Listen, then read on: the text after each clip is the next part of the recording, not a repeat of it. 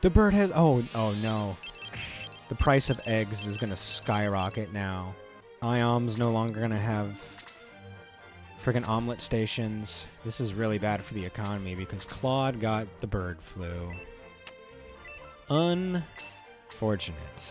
Should have been more careful. He was eating bad worms. He was getting involved with bad worms.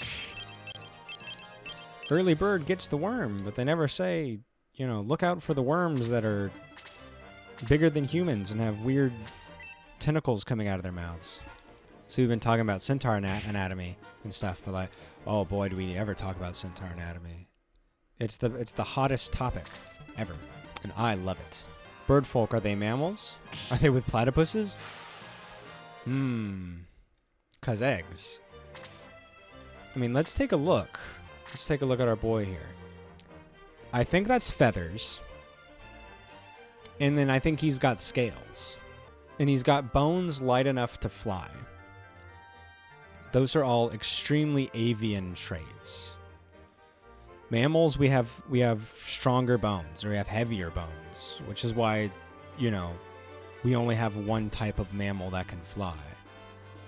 And they are extremely tiny, generally. The presence of scales, the presence of feathers and beak, light enough bones, because these guys they're as big as humans. They're as big as a normal human. Their bones have to be exceptionally light, because not only are they lifting up their body, they have armor and weaponry. So their bones have to be really light, and their back and chest muscles must be like god strength level. Amon has the goods. That's just horny. We can't base everything off of horny, which is what I feel weird saying that. I feel really weird saying that. We can't base everything off of horniness. I think somebody just had I think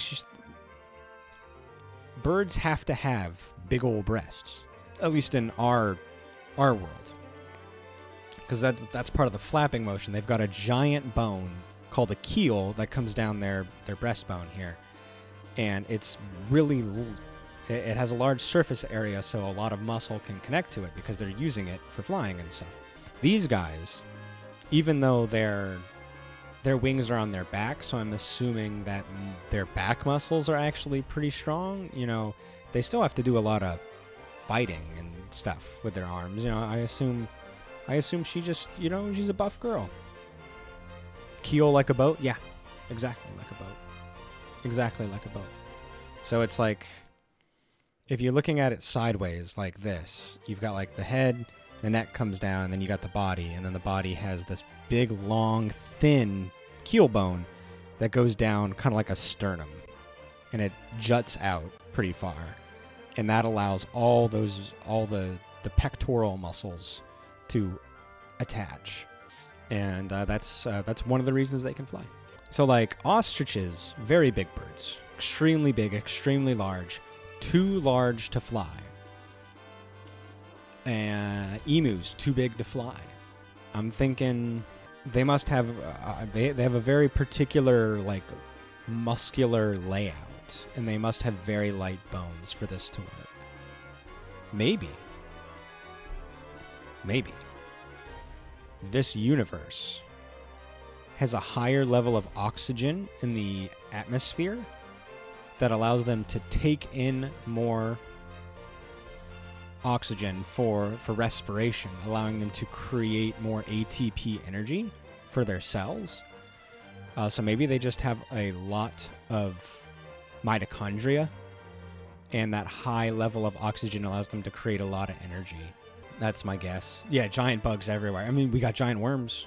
Yeah, so giant organisms like that were around a long time ago because of increased levels of oxygen in the air.